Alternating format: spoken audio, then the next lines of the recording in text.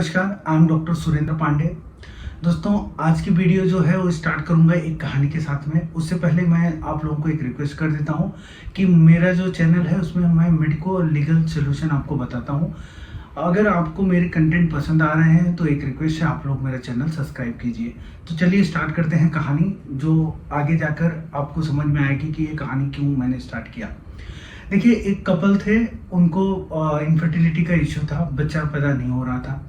अब वो कपल जो थे, उन्होंने एक दिन एक एडवर्टाइज देखा जिसमें एक कोई तंत्र मंत्र करते थे, जिन्होंने जहाँ पे गारंटी दी हुई थी एडवर्टाइजमेंट में कि उनको 20 दिन के अंदर में गारंटेड बच्चा पैदा, मतलब 20 दिन के अंदर में जो ट्रीटमेंट करेंगे, जो तंत्र मंत्र करेंगे, झाड़ फूक जो करेंगे, उससे उनको फर्टाइल हो जाएंगे, जो है बच्चा पैदा हो जाएगा, गारंटी दिया था। अब वहां पर गए, तंत्र मंत्र के लिए गए, वहां पे उन्होंने करीब 50,000 रुपये खर्चा कर दिया। 15 दिन 20 दिन की जो बात थी वो 1 साल और 1.5 साल हो गया, लेकिन कुछ हुआ नहीं। अब उनका पैसा गया और परेशान भी हुए। वही कपल एक और एडवर्टाइजमेंट देखता है जिसमें क्लेम किया गया था कि किसी मेडिसिन को गारंटेड, अगर वो मेडिसिन लेंगे तो गारंटी है कि उस मेडिसिन लेने के बाद उनको बच्चा पैदा हो जाएगा। अब वो चले गए, जहां से एडवर्टाइजमेंट आया था वहां पर चले गए। उनको करीब करीब लाख रुपए खर्चा हो गया, लेकिन उनको कुछ फायदा नहीं हुआ। अब देखिए, ये कहानी ये है कि लोग टाइम भी दे रहे हैं, पैसा भी दे रहे हैं, और जो उनको इनफर्टिलिटी का प्रॉब्लम था वो रिजॉल्व नहीं हुआ। वीडियो बनाने का मेरा कोई भी मकसद किसी को हर्ट करना नहीं है, ना तो मेरा इतना नॉलेज है कि मैं किसी के तंत्र मंत्र साधना को मैं चैलेंज करूं।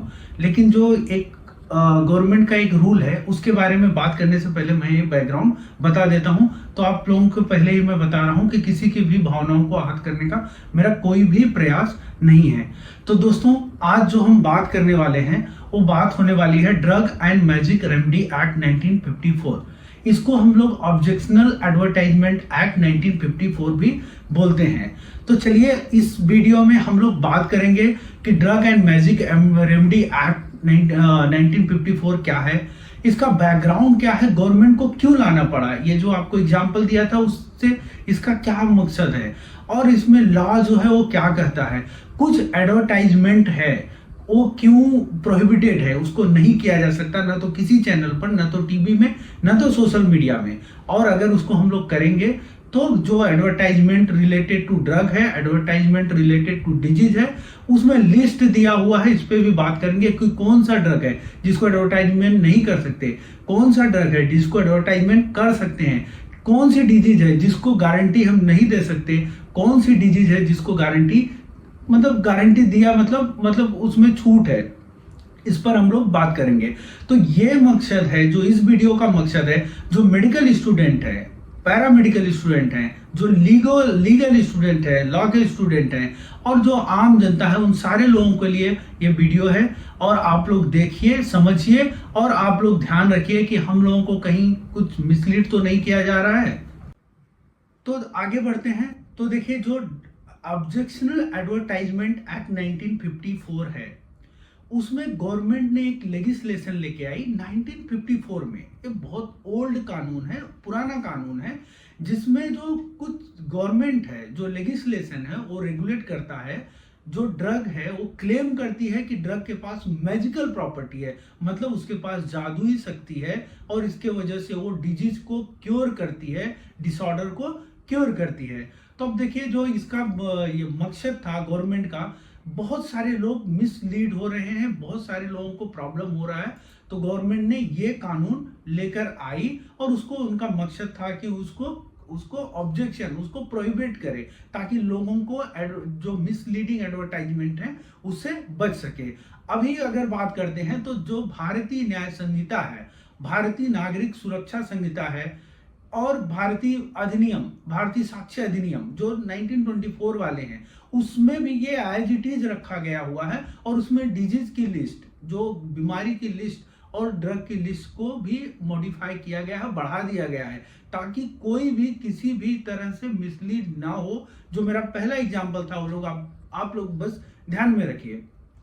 देखिए, अब आप बात करते हैं कि ये कब आया। तो ये 1 अप्रैल 1955 में ये कानून आया और ये पूरे इंडिया पर लागू है। पहले इसमें एक्सक्लूड था जम्मू कश्मीर, लेकिन 370 निकालने के बाद वहां पर भी ये लागू है। तो पूरे इंडिया में जो drug and magic remedy act, objectional advertisement act 1955 है, वो पूरे इंडिया में लागू है। अब इसका मकसद क्या है वो हम लोग बात करते हैं। मकसद ये है कि जो इथिकल मेडिकल प्रैक्टिस है उसको बढ़ावा दिया जाए और जो मिसलीडिंग एडवर्टाइजमेंट है उसको रोका जाए। इसके साथ में जो तंत्र मंत्र से कभी ट्रीटमेंट किया जा रहा है जो कि साइंटिफिक नहीं है उसको रोका जाए।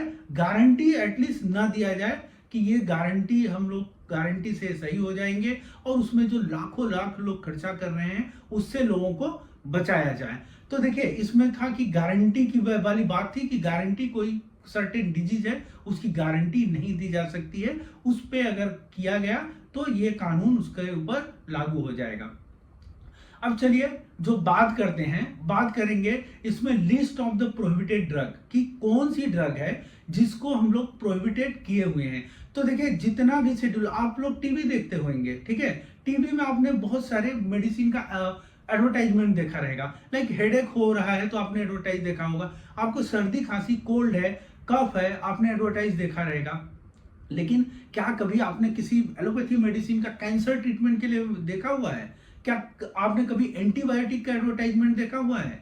नहीं देख सकते हो क्योंकि ये प्रोहिबिटेड है। आप सर्टेन मेडिसिन है उसको आप एनआरएक्स जो बोलते हैं, जो नार्कोटिक ड्रग होती है, जो साइकेट्रिक पेशेंट को दिया जाता है, क्या आपने कभी उसका एडवर्टाइजमेंट देखा हुआ है? तो नहीं। गवर्नमेंट ने जो ये क्लियर इंस्ट्रक्शन है गवर्नमेंट का कि इसकी एडवर्टाइजमेंट नहीं की जा सकती है, टीवी पर सोशल मीडिया पर नहीं की जा सकती है। इसका एक प्रॉपर चैनल होता है, आप सबको मालूम है, सारी कंपनियां एडवर्टाइज करती हैं, लेकिन वो किसको एडवर्टाइज किया जाता है? उनका एक प्रॉपर एक मेडिकल रिप्रेजेंटेटिव होता है, वो जाके किसी डॉक्टर को प्रॉपर उसका नॉलेज देगा। अगर कुछ मेडिसिन है अपना ब्रांड प्रमोशन कर सकता है, दैट इज वैलिड। लेकिन ये नहीं है कि वो सोशल मीडिया पर एडवर्टाइज दे दे कि भाई कैंसर की मेडिसिन है, आपको डायबिटीज हुआ है, ये मेडिसिन है, ये ले लीजिए आप सही हो जाओगे। क्योंकि जितने भी शेड्यूल ड्रग हैं वो सब जो शेड्यूल ड्रग होते हैं उसको to be sold by retail on the prescription of registered medical practitioner only. तो वो डॉक्टर जो रहता है डॉक्टर वो प्रिस्क्राइब करेगा तो ही वो मेडिसिन दिया जा सकता है, इसलिए वो एडवर्टाइजमेंट का पार्ट नहीं हो सकता और उसको उस मेडिसिन को एडवर्टाइज नहीं किया जा सकता है। अब चलिए बढ़ते हैं हम लोग डिजीज की तरफ कि इस जो लेजिस्लेशन में जो 1955 में ऑब्जेक्शनल एडवर्टाइजमेंट एक्ट आया हुआ है उसमें कौन सी डिजीज है जिसकी गारंटी नहीं लिया जा सकता। सोशल मीडिया पर इस समय भरमार है, आप देखेंगे हजारों एडवर्टाइज देखेंगे सोशल मीडिया पर्टिकुलर। तो लोग इस चीजों को सोशल मीडिया को देखकर, प्रिंट मीडिया को देखकर, जो जहाँ पे सोशल मीडिया में रेगुलेशन नहीं है ज्यादा, उसको देखकर लोग एकदम मतलब प्रॉब्लम में आ रहे हैं, लाखों लाख पैसे खर्चा कर रहे हैं, उनको फायदा भी नहीं हो रहा है। अब देखिए इसमें जो लॉ है उसने सर्टेन डिजीज है जिसको उन्होंने बोला हुआ कि अगर कोई guarantee, again I am telling the word guarantee, अगर कोई गारंटी दे रहा है उसका कि नहीं भाई मैं ठीक ही कर दूंगा, 15 दिन में आप मेडिसिन लो कैंसर ठीक, 15 दिन में मेडिसिन लो डायबिटीज ठीक, एपिलेप्सी जो है आपको कन्वर्जन वो ठीक हो गया, हाइपरटेंशन आपको 15 दिन में सही, ओबेसिटी आप ले लो, आप 200 किलो के हो, आप मेडिसिन लोगे 20 दिन में पूरा गायब। और उसके साथ में टेस्टिमोनी भी देते हैं, एक बंदा बनाएंगे, वो बोलेंगे हाँ भाई मेरा पहले 200 किलो वेट था, 150 किलो वेट था, अभी देखो मैं इतना हो गया हूँ, मुझे मेरा 60 किलो हो गया है।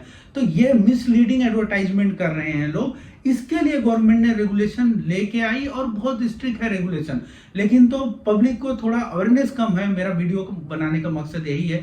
देखिए अगर कोई मेडिसिन में इफिकेसी है, इफिशियंसी, एक प्रॉपर रूल है, आप प्रॉपर प्रोटोकॉल फॉलो कीजिए, कोई आपको रोक नहीं रहा है। लेकिन जब तक अगर आपके पास कुछ ऑथेंटिक चीजें नहीं है और आप साबित नहीं कर देते हैं साइंटिफिक वे में जाकर, तब तक आप इस जो कानून है उस कानून के आप दायरे में ही हो। तो अभी जब बात करते हैं हम लोग कुछ डिजीज है, अगर आप पकड़ लें कैंसर है, डायबिटीज है, एपिलेप्सी है, हाइपरटेंशन है, ओबेसिटी है, सेक्सुअल डिसफंक्शन है, इनफर्टिलिटी है, साइकेट्रिक डिसऑर्डर है, ठीक है। ये जो डिजीज है उनका अगर हमने किसी ने एडवर्टाइज किया, ट्यूबरकुलोसिस को पकड़ लो कि गारंटेड ठीक करेंगे, अस्थमा है, लिप्रेसी है, किडनी फेलियर का, कॉन्ट्रैक्ट का पेशेंट, HIV एड्स का पेशेंट, कार्डियक फेलियर का patient, hepatitis B and C, rheumatism का, ये सारे जो हैं, ये मैं नहीं बोल रहा हूं, ये उस अगर आप किसी को ऑब्जेक्शन होएगा तो आप वो जाके लॉ पढ़ लीजिए। ये सारी डिजीज पे अगर हम गारंटी दे रहे हैं तो आपके ऊपर कंप्लेन हो सकता है, आपको पनिशमेंट आप हो सकते हैं, आप ट्रीटमेंट कर सकते हैं, डिनाई नहीं किया जा सकता, आप ट्रीटमेंट कर सकते हैं।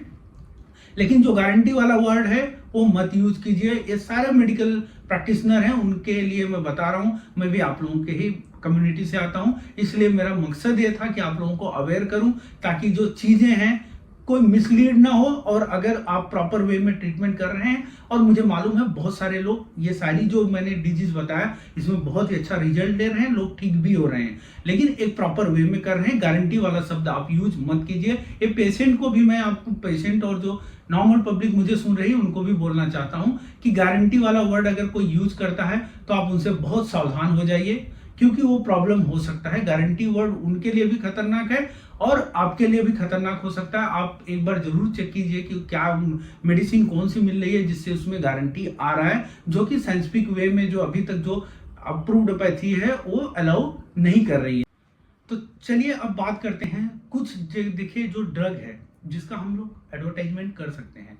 आप सोशल मीडिया पे मैंने पहले डिस्कस किया, कफ है, कोल्ड है, ठीक है, उसका होता है, आप नेजल ड्रॉप है उसका भी होता है।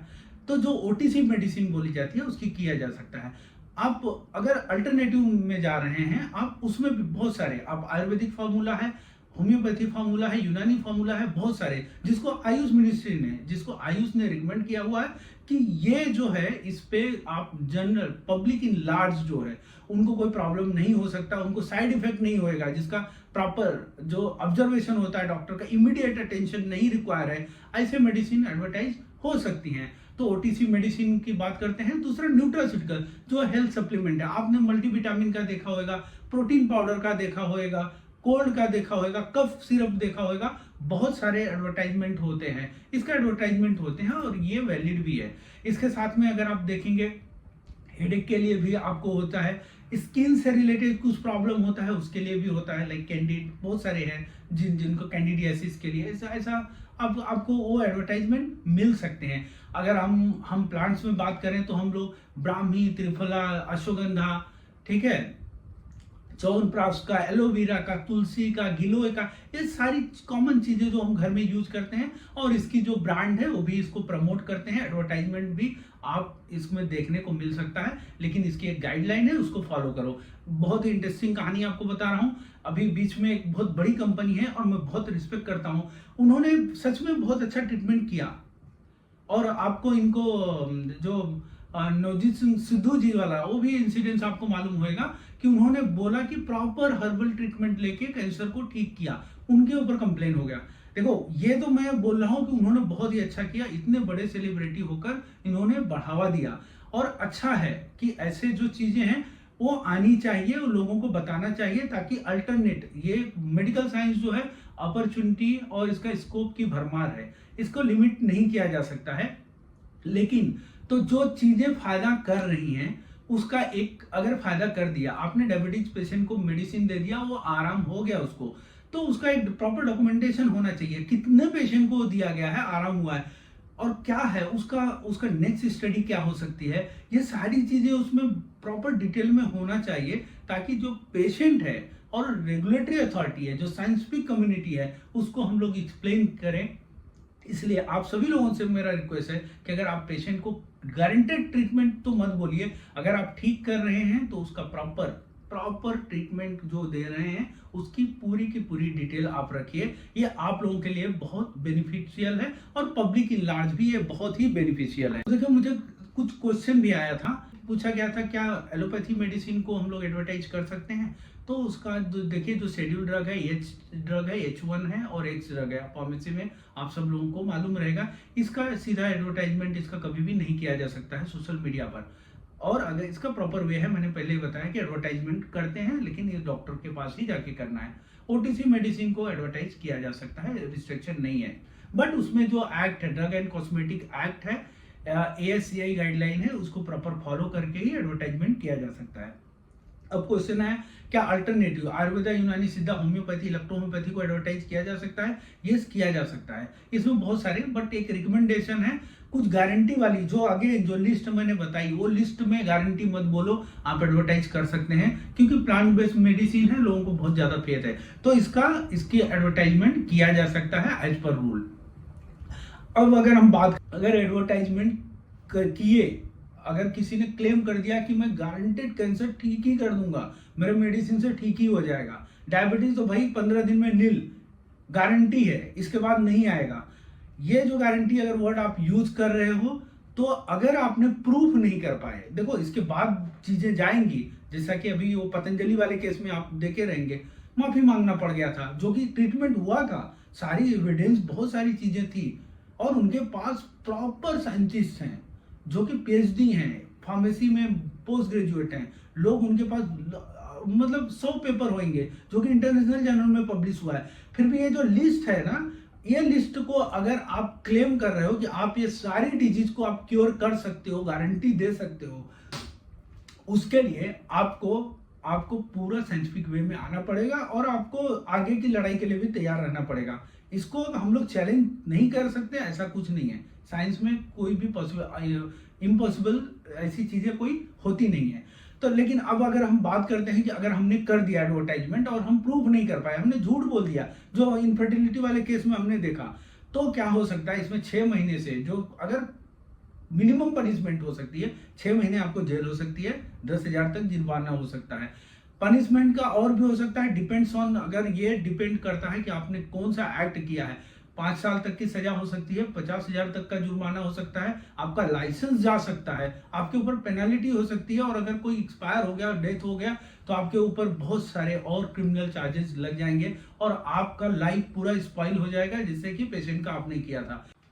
अब देखिए, मैं बात करूंगा ऑब्जेक्शनल एडवर्टाइजमेंट एक्ट जो है, और आज के वीडियो का मकसद ये है कि जो लोग हैं वो जागरूक हों, उसमें अवेयरनेस आना चाहिए, जो डॉक्टर कम्युनिटी है, मेडिकल कम्युनिटी है, उनमें अवेयरनेस आना चाहिए कि किस चीज़ों पर उनको प्रॉब्लम हो सकता है, मुझे प्रॉब्लम हो सकता है। और इसके साथ में हम लोग जो एजुकेशन है वो इथिकल होना चाहिए, जो हमारा ट्रीटमेंट है वो इथिकल होना चाहिए, जो पेशेंट है, आप जिनका ट्रीटमेंट कर रहे हो, उनका ट्रीटमेंट, डॉक्टर कभी भी गलत नहीं चाहता कि उसका ट्रीटमेंट ना हो, लेकिन तो जो ये एक्ट बनाया गया, इसमें जो बहुत सारे लोग हैं जो जिनका लेवल नहीं है कि उनको डॉक्टर हो जाएं, वो लोग भी अगर वहाँ पे मेडिसिन दे रहे हैं, उनको अंडरस्टैंडिंग नहीं है, साइंस की अंडरस्टैंडिंग नहीं है, मेडिसिन की अंडरस्टैंडिंग नहीं है, प्लांट्स की अंडरस्टैंडिंग नहीं है, हर्बल मेडिसिन की अंडरस्टैंडिंग नहीं है, फिर भी अगर वो मेडिसिन दे रहे हैं, उसके साथ में अगर झाड़ फूक कर रहे हैं, तो ये सारे लोगों को, ये हम लोगों को रोकना है।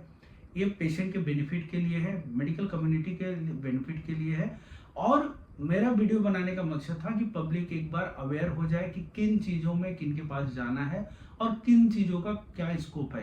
ये सारी लिस्ट जो मैंने बताया हुआ है, सारी की सारी लिस्ट, ये नहीं है कि इसमें हम लोगों के पास ट्रीटमेंट नहीं है, होता है, और लोगों को आराम भी होता है। आप लोग, आपका जो रिसर्च है वो कंटिन्यू रखिए, लेकिन मेरा वीडियो बनाने का मकसद ये है कि जो रिसर्च है वो साइंटिफिक वे में होना चाहिए, ताकि आप लोगों को मेडिकल और लीगल इशू नहीं हो। आज की वीडियो बस यहीं समाप्त करता हूं। आशा है मेरी वीडियो आप लोगों को पसंद आई है, और अगर वीडियो पसंद आई है तो प्लीज मेरा चैनल सब्सक्राइब कीजिए, ताकि जो न्यू वीडियो आती है वो आप लोगों तक पहुंच सके। Thank you.